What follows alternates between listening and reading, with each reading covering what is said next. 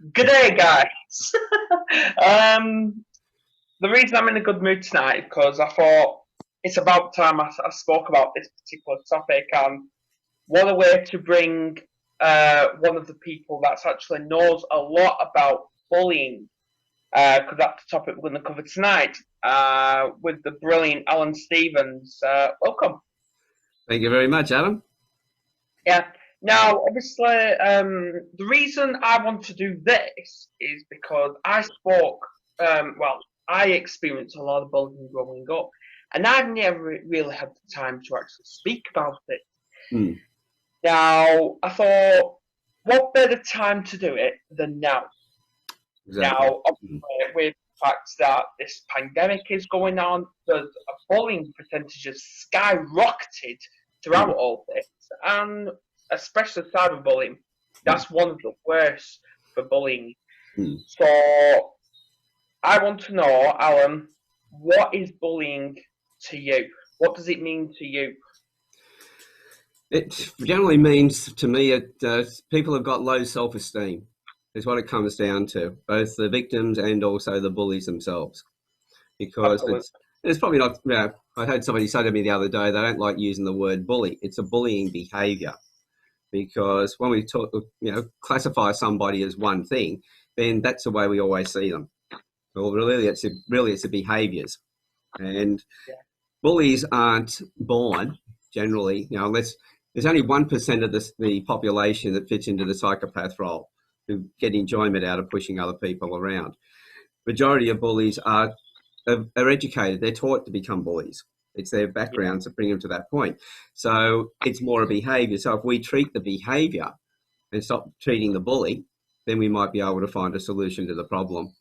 But it generally means you've got somebody who's got low self-esteem. They're probably being bullied themselves in more cases than not. And it's their way of feeling better about themselves. Yeah. So Absolutely. they will always seek out somebody that they can then push down so that they can elevate themselves up. And it's all See, about, go ahead. yeah, because obviously I was bullied growing up, and obviously I'm just going to straight up say it. My son, obviously, because he's got autism, now obviously there's a massive difference between bullying somebody and Mm, having an autistic meltdown. There's a mm, massive difference. mm, Now I know I, the education system they don't recognise, they don't see the autism meltdown. mm, They just see a bully or a mm, naughty child, and my son has been branded that mm, in the past. Even the court system I'm going through, they have branded him a danger, mm, and I'm fighting to clear mm, his name, mm, and I won't stop until that's done. mm.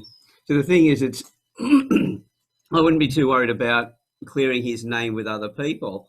It's in his behaviour where that will change. It's the focus is on him and how you Yeah, deal with him. See, I teach people how to, and I profile children. I teach parents how to understand their children. I teach school teachers how to understand their children. If they understand the child, how to communicate with the child more effectively in the way the child needs to be spoken to, that moderates their behaviour.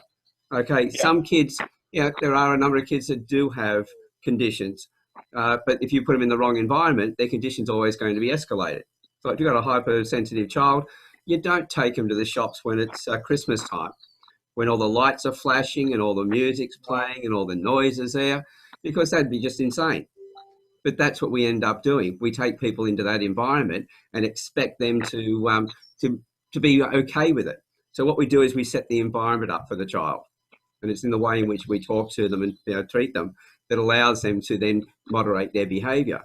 But being yeah, boisterous is one thing, but being deliberately pushing kids around or just being the way that, because they don't know differently, social skills, that's completely different to being vicious towards somebody. And mm, that's what we've got to absolutely. recognise. It's like saying that a meltdown and a tantrum are the same thing. They're vastly different. One is very Yeah. conscious and the other one is just completely out of control. Yeah, yeah, like obviously, this was a few years ago now, and we actually pre-warned the school about this, but they never listened. Mm, And it was actually around Christmas time, because my son is very sensitive when it comes to LED blue. Hmm. And only blue. He's fine with other colours, but on this particular day, obviously we was coming to pick him up, and they had the Christmas tree lit up, and it was flashing LED blue. He Hmm. saw that. He picked up that tree and he launched it. Hmm. And yeah, fair enough, he never got in trouble because that was the school's fault because we pre-warned them and they Hmm. didn't listen. They didn't Hmm. act on it. But after that, they did act on it. Hmm. So Well, it's a shame that sometimes the behaviour's got to manifest because before people take notice of what they've already been told. But again, if I look at the education system, I don't blame the teachers or the principals. They've got a curriculum that they've got to push through. We're yeah, still, we don't have a broken education system either. We have an education system that's just antiquated. You know, it was antiquated 50, 60, 80 years ago, but we're still running with it. And teachers got to work within that time frame, those parameters. And they've got too many kids to actually look after, and they've not given the skills to actually read the kids and understand each one's individual personalities. If they exactly. had that, it'd be completely different. But once you understand the child, everything changes. So until the teachers are trained, I can't blame the teachers, and I can't blame the principals because they've got to work on their curriculum, their budgets. They're teachers who've been thrown into administration roles without the skills of that as well. So we're not Absolutely. training them. And yeah, and obviously when it comes to cyberbullying, like obviously my kids, they play a lot of games online. Obviously we Hmm. monitor it, Hmm. but for them to actually do it online, they have to be connected to Facebook. So Hmm. actually we create them a Facebook account, but obviously they don't go on that. Well, I hope they don't. I haven't Hmm. checked it in a couple of days. But the biggest thing ever when it comes to like Snapchat, Hmm. Instagram, cyberbullying. Hmm. I've been bullied online. I Yeah. don't know about you, Alan, but I have, Hmm. and it's one of the lowest things anyone can ever come across because it really does Hmm. affect someone. Now, if you think of the person that's doing it, the lowest of self-esteem, you know, it's about, as I said, a child who feels like they're being bullied has to bully back to be able to get some self-esteem. And because we all need to feel like we belong, we need to feel like that we have a place. We need to have some value. And if we're being Yeah, bullied, we have no value. So the bully then has to go out and bully somebody else. And so yeah, it's the only way to change it. So we've got a vicious cycle. I know in Australia we had a big movement with cutting out bullying in the playground, and they got the older kids and educated them to look after the younger kids who were being bullied. And it was a great success because, you got the older kids protecting the younger ones. But yeah, what nobody did was to step back and go, okay, what happens now? Because the bullies can't get their jollies, they can't get their level of self-esteem back up. So they get more frustrated, more angry. So cyberbullying went through the roof. And I could have told them that was going to happen before they even started. Simply yeah. because they were focusing on the symptom, which is the bullying, not the cause of the bully and that created the bully in the first place. Absolutely. Like I know a lot of people that's getting bullied online, and some of my friends are still getting bullied today. And I always advise them, don't take them on. I've got a technique when it comes to bullies or people like this. I said, if they're really getting to you, ignore, block, move on. Hmm. Just three simple words, three simple phrases, Hmm. because all they're after is a reaction off you. Hmm. That's all they're after to make themselves feel better. It's called giving them ammo so they can Hmm. throw more stuff at you. Which does come to the self-esteem. It does. So if you've got if the children are older where they know how to communicate, the bully comes along. Bullies usually have an entourage because they need that backup. Because if somebody comes up to you and they're angry straight at your face, they're obviously angry with you. But if they come up with a team of people, then this is about them. They don't feel good enough. That's why they have to have an entourage. So I always Yeah, say to the person who's being bullied, have a bit of sympathy for that person. Obviously, they need these other people to back them up, to make them feel like they have some value. So the best way to change that is not to put them down, But even if you can get into a conversation with them and say, look, obviously you're a great leader. Look at all these people that look up to you, that follow you. And you start to have that conversation. The person goes, you've diffused it. You haven't got that power over they haven't got the power over you anymore. Simply because you're not responding in the way that they needed you to respond, which was in fear, intimidation, and protecting yourself, which makes you vulnerable straight away. They're not getting that anymore. So with the older kids, there are techniques that they can learn to in the communication. And the first thing is, anybody who's being bullied, well, we need to raise their self-esteem. Instead of going and just yelling at the other parents and everything else, which I can guarantee that if a child is a bully, something's happening at home, either with the parents or grandparents or someone else around them or an older sibling, for them to have that issue.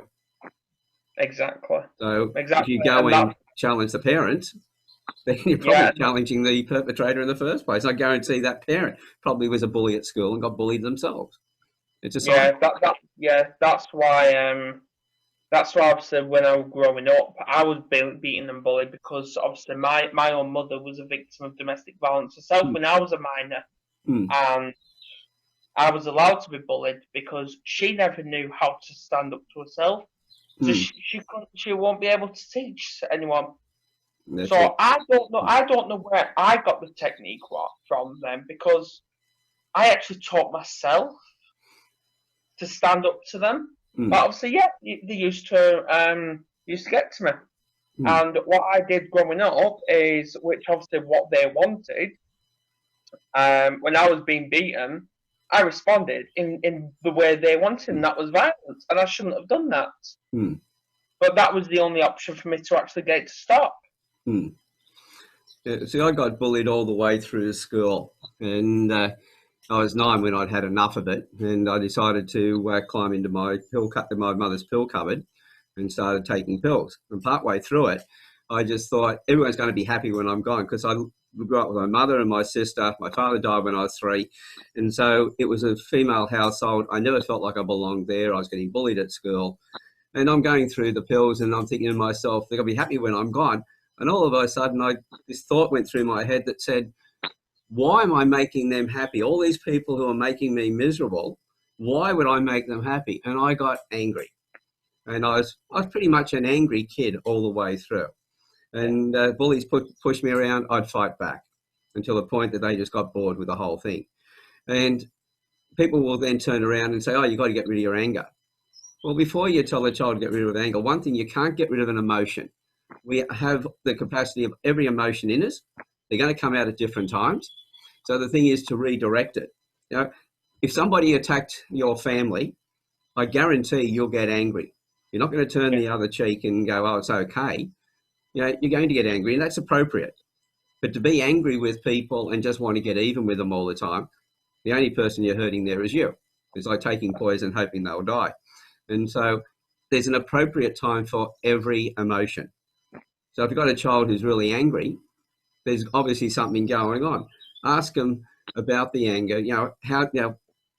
What's going on in their life that anger helps them to feel better?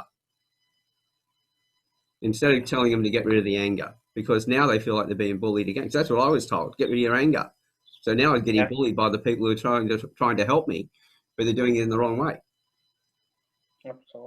Absolutely, because see, just talking this topic, it's really going right inside me, and because I know how much of a massive topic this is, and I just wish people stood up and started talking about it more. I really do. It's actually not so much talking. I think people need to start listening, and that's the whole thing. A lot of people are talking, but they're talking from their emotional place. See, I'm no longer emotional about it. When I started the Campfire Project a couple of years ago, one of the first people I interviewed is a guy by the name of Doug Garth. Now, Doug had been on one of our national TV programs called The Project. And on there, they interviewed him for about 6 hours or 5 hours. And then the segment was only 6 minutes long. So you can imagine what they cut out of it and how they manipulated it. But he'd been a bully at school, and a horrific bully. sticking kids' heads in the toilet, stealing their money, beating them up and everything else. But then you heard about his home life. His number of kids in the family, and 3 of his brothers committed suicide because of the bullying they got from mum and dad. So they were learned to be bullies. So I fully understood why he did what he did at school. Didn't condone it, but I understood it, and that was the whole thing. So I connected with Doug, and we ended up getting him on the panel. We had a couple of chats first of all, and I really liked him. If I'd been at school with him, I would have hated him. But here he is today. He's working in that area to try and reduce bullying. He takes on autistic children, he and his wife, as foster parents, and all the misbehaving kids. He gets the ones that are the worst, that nobody can control. And he gets them up to a level where they can go to another family. So he gets the worst of the worst. So he's doing his penance for everything he did when he was a kid. But he's one of the nicest and gentlest guys I've ever met. This is the man that he's grown into. So if we had, just on the term bully, if we had labelled him as a bully and said that's who he was, I wouldn't be connected to him today. He would have had that opportunity to become who he's become. So he's realised there was another person, it was a coach who took him under his wing, went over, grabbed him every day, took him out to training and everything else. And and that's how he changed, because he realised this guy cared about him. And that's all it really needed, was somebody, and that helped to raise his self-esteem. Even when he didn't want to go to the training, this guy would come and pick him up, take him. When he got there, he was happy being there. But pre to that, he didn't want to go. This was all the old stuff pulling him back, all the angst and everything else and all the old behaviours. But the coach saw through that and guided him through. Now he's doing a similar thing in the Australian Football League down in Victoria. So anyone's behaviour can be changed. So if we focus on the behaviour and not the person themselves as the problem, we can then find a solution. So because obviously, I know I'm going a little bit off topic here, but obviously when it comes to my kids, for example, cleaning the room, what I've learned is you don't attack the person for what they've done with the room. You actually attack what the room is like and what happen with that room. Yeah, and it's appropriate to get angry with a child at the right time. I get in discussions about discipline and everything else because it's pretty broad with a lot of people. A lot of people have been through a lot of abuse, and so what might be appropriate with a child will trigger some of their old feelings. Absolutely. But it's a case of you have to find the appropriate side. It's like, how does a child remember not to run out on the road? It's when they get a shock. Something really, and that shock comes back to memory just before they run out the road again. It comes back again, and that can save their life. So it's finding the appropriate discipline, the appropriate behaviour with a child. But the whole thing is, you have to have boundaries of some form. And those boundaries, if a child has no boundaries, it's like a sailing ship on the ocean without a rudder. It's just going to go wherever the tide pushes it. And the end result is that you have to put a boundary in place. They have to be boundaries you can enforce and boundaries that you can also make sure that the child understands as well. But again, both parents have to be on the same page. Absolutely. Absolutely, yeah. And both need to talk to the child the same way. See, it's not just the parents, it's actually the surrounding with people who's actually in this kid's life as well. Obviously, I'm unlucky enough to not have that, which is a shame. But obviously, things are growing slowly, and we'll just see what happens from that. But other than that, I know what my son's triggers are and the way he reacts. He hates handing over his technology. He hates it. That triggers him and sets him off. And we get all sorts out of him. But we know how to cope with it, because what he wants is me screaming and shouting and putting his fists up and all that. We ignore the bad behaviour. That's what we've learned. We ignore it, but praise the good behaviour. And it's a point. You point out that you don't approve of the bad behaviour, so they know the difference. But you've always got to approve. react to the good behavior as well. You Yeah. tell them why that you enjoyed that, what it meant to you. Because if you think about it, when it comes down to a personal relationship, like your partner, we Yeah. know that we're loved and we're always looking for love. Everybody wants to belong. We're tribal creatures. So we need to be loved. And to be loved means that we're valued, that we contribute, that we have a place. And so the more you can talk to a child in that way, it's not like saying, oh, you're fantastic and everything else, because so many kids are now being told they get a trophy for turning up. And then they go out into the real world. We're giving, a child, we've got to make sure they get a trophy as well.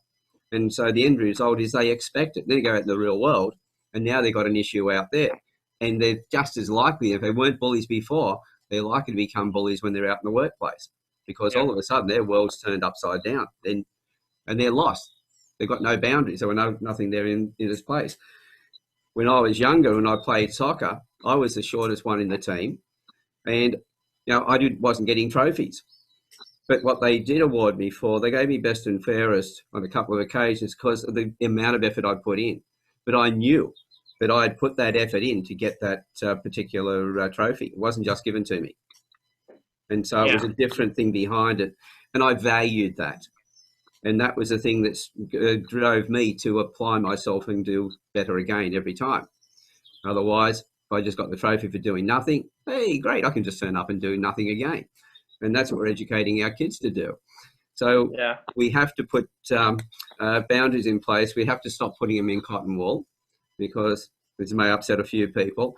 I believe helicopter parenting, hovering over your kids and making sure that nothing ever happens to them, that's about you. It's not about the child. And really, that is a form of child abuse, because you're preventing the child from growing up. You're preventing them from learning social skills that'll take them into later life and look after them.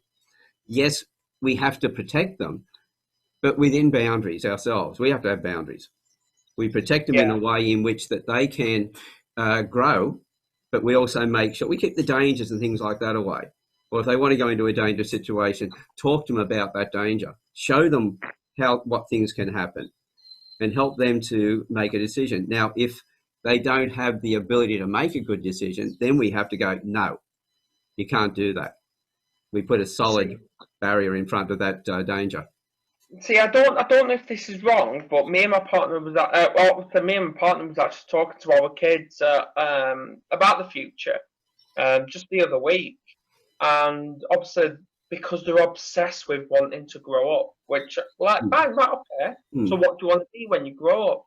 They told us what they want to be, and was like, if you make mistakes, okay, fine, because you have to learn to make the mistakes to rectify those mistakes into carrying on with your life. It's called going onto a boundary, not a boundary, a barrier. And obviously, whatever happens, whether I don't know, you grow up, get your own house. Because my son's already said when he's 18, he's getting his own house, which I'm like, right, okay, fine, that's not fun. If you want to get a partner and have kids, which I'm a bit cautious on that at the minute. I'll wait till he gets that age. His attitude will probably be completely different. Absolutely. Oh, he's already told us what kind of child he wants. I'm like, right, okay.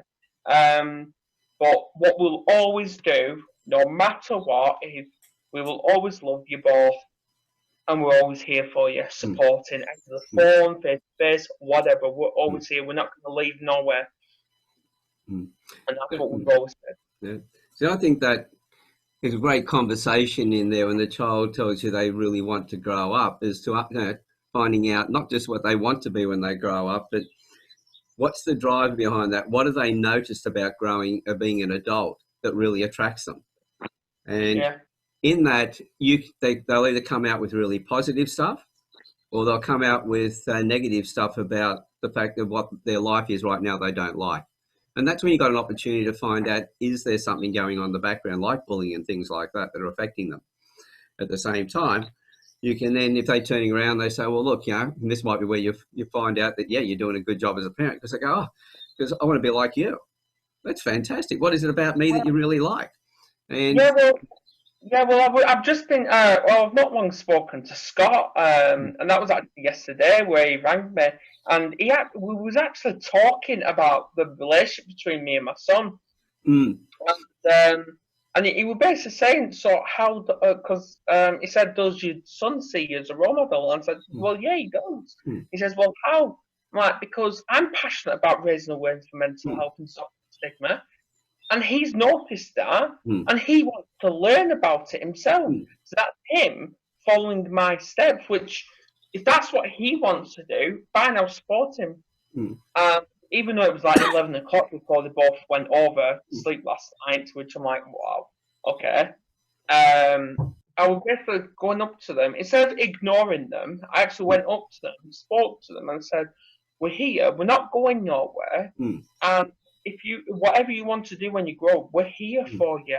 mm. But what you need to do is start letting mum and dad have mum and dad time. Yeah. Because we can't be parents Mm. 24/7. That's During the it. day, fair Mm. enough. So in that conversation, it goes both ways because when the child is, if the child is saying to you, because because children first of all do not listen to what we say, they No. watch what we do and they learn from that. So it's, if we're doing something, they know that's right. But how do they know if we're telling them something that, well, that's right or not? So they'll always go on our behaviours. So, and if our child says, well, look, I really want to be like you, well, that's fantastic. Tell me more about that. And you have that conversation. You go, right, well, you're going to be more than that, because if you're learning from me, you're getting everything from me, but you also got things that you're bringing into this as well. So this is why I'm going to be proud of watching what you grow into, because of what you're going to add to what you're getting from me. And so they see that they are part of the contribute, that they contribute to that, and they start to bring their self-esteem up. Now, in that conversation, you're also pointing out to them that they've got that through applying themselves. And the more they Yeah. apply themselves, so now you're negating all that other rubbish, you're giving them a trophy when turning up. They start to learn that, hey, I achieve through what I do. And I've got a great guide here in my father and my mother. And in that, they then learn from that. And at the same time, you can go, right, well, while there's things that you're going to be doing on your own, and this at the same time, there's things that I do on my own so that I can come back and do more with you. And you show them how you're not just saying to them, oh, I need time away from you. Because that's, even though you say, I just need some time out, or mummy and daddy need some time, they're hearing that as, you don't want us in there. So you've got to phrase it in a way in which they don't think of that. We've got to remember that there's a little mind, and even with adults, how many times have you said something to somebody and they've taken it completely different to what you meant it? Yeah. Yeah. Well, children are going to do it even more than that. So we have to have those communications and conversations with children, but a little bit lengthened. Instead of writing in abbreviated form like bullet points, we have to write in a little bit more colour. We have to put a little bit more into it. We have to explain it a little bit more so that they understand it. And if we watch our children, their body language and expressions will soon pick up whether they've picked up and understood what we've said or whether they've taken it the wrong way. Yeah, because obviously my partner's picked up that me and my son, we're like two peas in a pod. We always bounce off each other, Mm, no matter what. And I think that's brilliant, mm, to some content. mm, But, like, obviously, if I'm waking up and I'm tired, grouchy, sometimes like the rest of us, we wake up hungry, which mm, I don't know why. And I do get grouchy, I admit that. mm, But that sets him up to mm, feel the same. I think mm, he bounces off my emotions. But what I've noticed, and this is what sticks with me, is if my kids come up to me, hug me, even just smile or tell me they love me, that shows me I'm doing a good job. mm. And that's it. And so, as parents, we need to get feedback as well. So if we need to get feedback, then we're the grown-ups. The child needs that right feedback as well. They need to know when they're doing things right, when they're doing things wrong, and that's the boundaries we've put in place. And you can see why, if we just keep wrapping our kids in cotton wool and always hovering over and protecting them and going in defence for them, they never learn anything. And how that then robs that child, because they don't know where their tracks are. It's like put him out the front door and then go, okay, off you go. Well, where am I going? No? So how do I go around? Because when I'm just chilling out, not doing nothing, my son literally every 30 seconds he tells me he loves me, and he can do that for about 1,000 times within the space of an hour. I can't keep giving feedback every time. Yeah, yeah, look, yeah, the whole thing is, does he need the feedback every time he says it? You know, if and the thing is, there is OCD. There's also those sorts of things. So some of the kids will just repeat things over and over again. Well, find a different way of saying it. Show a different way. Now, in activities, it doesn't always have to be in words. Because if they're Yeah. saying it in words and you're repeating it in words all the time, and it's a continual, then obviously the words aren't enough. So Mm, turn it into something that needs to be done around the house.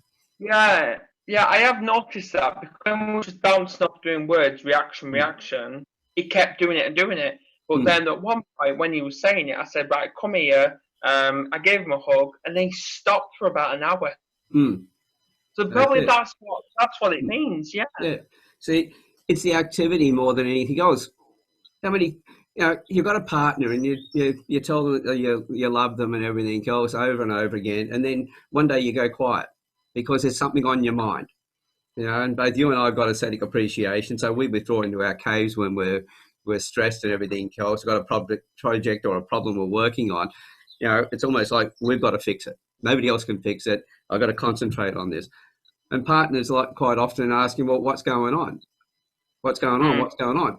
We withdraw. We get fed up with that, and all of a sudden, we've been telling them how much we love them all the way through, but our partner needs to be shown. If their love language is physical touch, for instance, or if it's words of affirmation, then fine. But if it's physical touch, yeah. then when we're just speaking, they're not getting the feedback that they need. And when I say physical touch, that doesn't just mean sex. It just means I was an elderly couple. I was doing some work on many moons ago. I was helping a guy who had a leaf protection company, like keeping the leaves out of gutters. And I went and saw this elderly couple to have a chat with them. And in that conversation, every time he walked past her, he'd just touch her on the shoulder. Mm, And the look on her face, it was like the light just went on. She just blossomed every time. And the way they just looked at each other, that look was a physical touch as well, without actually being that close. And I just watched the pair of them, and I was quite jealous of them. I was thinking, well, they've been married for 50 years, and this was still going on. So they had learnt each other's love languages and were applying it all the time. So they didn't have to say it. The whole room just radiated with it. They knew it, and anybody else who walked in the room could see it as well. So yeah. it's more the things that we do than the things that we say. And so with a child, if they're saying things over and over again, there's a good chance that they're saying that because they're not getting the feedback in the format that they need. And as you said, you put your arm around your son, you say you love him, and you've said it, but it's the physical touch that's gone with it. And the child then is okay for the next hour. Yeah. And Yeah. so the As the more you saying do goes, that, the longer those breaks will get between the times they come back and need to say yeah. it. Yeah. As the saying goes, action speaks louder than words. Always, always. Always. Yeah, yeah, because it's same with my partner as well. Because Mm, she still describes me after like 11 years of being together. She mm. still describes me as a big kid, which I'm not bothered about, to be honest. Because I am when it comes to toys, anyway. Yeah. But that's a different story. That's a different story. But yeah, I did tell her I love her, and she was giving more of a grin rather than Mm, smile. So I thought, mm, right, I need to do something about this. So mm, I went ordered her something, and then when she come, that's when the waterworks started and the big smells. mm. So and we're going off subject, but I'll still put this one in. Find out what your partner's love language is. If you want to learn how to work with your children, practice with your partner. And I Yeah, guarantee that when you practice with your partner is also happier as well, the kids naturally will be happier. The best way to get them happy in the household is for you to be happy as well. Because if one person is not happy, they used to say that happy wife, happy life. Well, the truth is, if one person's not happy in the house, nobody's happy in the house. So it's happy yeah, human, happy life. So if you're got a great relationship with your partner, you're always happy, your kids are going to naturally be happy as well, because you can't help but smile at them. You can't help but take that extra time with them when you're happy. Yeah, And you're not good. absolutely. Well, so this ain't going off topic because this is what we need to do in the community Mm, is make people smile. yeah. And yeah, like when I'm walking the streets, I give the odd smile to somebody and they give it back, and that makes me even smile even more. It probably does the same to them. I don't know 'cause I don't look back like a Mm, weirdo. But yeah, this is how it is. This is what the community should be like. that's it. Not dividing and Yeah. argumentative. Yeah. So when we get caught up in the emotion, see, there are 3 levels of empathy. The first one is cognitive. I can see that you're in pain. Now, everybody needs that. Now, there's some people that can't see that because of their certain conditions, like kids that can't read facial features or expressions, for instance. They can't pick up the emotions. But a torturer, a bully, they need to have that one, because if they haven't got it, they can't see the other person in pain. They can't get their jollies. So that's the first level. The next one is emotional empathy, where we feel the other person's pain. Now, we Mm. see that every day. We need that to be able to empathize with the person at the beginning level. But if we stay in emotional empathy, we become part of the problem. Because there used to be a saying that a problem shared is a problem halved. No, if it's a problem shared and unresolved, it's a problem magnified and the duration extends. Because Yeah. as soon as one person is always going to be high about it and dragging the other one back in. So the one who actually had the problem in the first place passed it to somebody else. They feel a little bit better about themselves. Now the other person's got the problem and they fire up, and that re-triggers that person. And this, we see this on Facebook every day. Everybody jumps straight in and attacks. People have to take sides, but it's not about the other person that, the reason they're getting uptight about. It's something in them that they haven't resolved themselves. It's something that's the feeling that's pushed in. Because if I can see your pain, I don't want to keep looking at it. So I want to get away from your pain. But because I'm an empathetic person, I can't walk away from you. So I have to get involved in it, because it's about me wanting to feel better. Mm. So empathize at that level first, but move to the third one as fast as you can. And that's Yeah. the the compassionate empathy. Cognitive, I can see you're in pain. Emotional, I can feel it. And now the compassionate, but we're going to fix the problem. Now, men are very good at the compassionate side because we are problem solvers, which has been a problem with the emotional stuff. But we were told to be more emotional. So the men came into that and then joined the fight. And so Yeah. next thing you know, there's men and women all fighting on Facebook and other locations. But where men got it wrong was not going in and being more emotional. It was more a case of coming in and recognizing the emotional side, showing that we understood, and then asked, do you want me to fix this, or do you just want me to listen? And I guarantee most wives would be very happy, or female partners would be very happy of their male partners if the men said that to them, and then they could tell you what you want. If they said, no, I want you to fix this, you go, okay, I got this. And every woman loves it when a man can step in and take over a problem that she wants fixed. But if she just Yeah. needs to air it, then she doesn't want him to fix it. So men, stay in your compassionate empathy, but always connect with the wife's emotional empathy, understand what they want, and have that conversation, then move on to that. But my message to all parents is that both need to be on the same page when they're talking to the kids.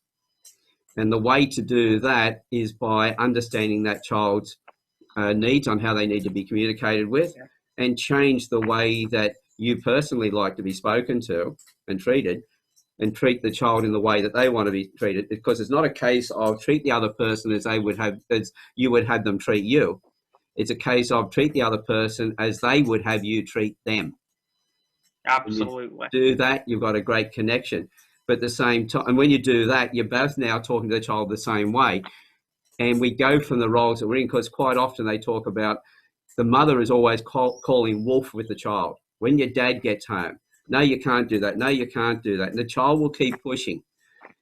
And then next thing you know, the mother's crying wolf. But when the dad comes home, he becomes a wolf and he lays the laws down. So the child now is playing mum against herself, blowing her self-esteem, because all of a sudden you only listen to your father. Well, you've set the situation up for that. So the mother needs to be, and the father needs to be supporting the wife as well, saying, whatever your mother tells you to do, that's what you do, because we are a team. That's the way you've got to treat it. Do you And know what? I totally agree with you. I really do. And obviously, I am actually going to take some of this away with me rather than just helping others. Because more of this needs to be out there. It really does. and if anybody's wondering and that's going, well, have I always had this knowledge? I've made all the mistakes. I've made every mistake you can think of. But I was put into quite a magic situation when my first wife left. I had 3 boys to raise on my own. They were 4, 11 and 12. So I got the opportunity as a father to do something that most fathers don't get the opportunity to do, because they're either in a household where the wife is still present, or they're separated completely out of the household. And so in my case, no, my boys were with me. So I've learned a lot of that. I also learned to appreciate the women and what they go through, especially the single mums looking after children. And I could empathise with them and understand them. But also, I wasn't going to raise my boys with the feminine touch, because that's not my personality. I was more the masculine. So the boys grew up, and one of the things I made sure was that they respected their mother, because if they didn't, they would not find the right women and wouldn't know how to treat the woman they found. And they're all married with great wives and great kids. And so that came from being able to understand that side. So just remember that if you are separated from your partner, co-parent the child. Whatever issues you got, get over them, because that's between you and your partner. And the way I got around that with my first wife and being able to build a relationship with her was that I could look at the fact of what she took out of the marriage, the anger and everything else I had for her, or I could look at what she brought into it. She gave me 3 boys that I love and respect. And with that, I could then love her for that, but not be in love with her. So my attitude to her completely changed, which my boys noticed straight away. And they've grown up with that knowledge. And therefore, that's the way they treat their partners. Because remember, however you treat your kids is the way that they're going to treat other people. Absolutely. So just remember that you are the role model. And if you love your kids, get over all your other crap. I was going to say, give some final advice, and that's probably what it is. And I'm actually just going to add one last thing, which I've actually put as my status. I think it was a couple of days ago, and it actually all links back to mental health, because in a way we've all got mental health. We all do, and it clearly states mental health is our mindset that controls the way we think, act, and behave. That's it. Yeah. And on that note, thanks for coming on. You're welcome. Thanks very much for having the chat. Anytime. Hope you people get a lot out of it. I hope so. Okay. Bye-bye. Yes.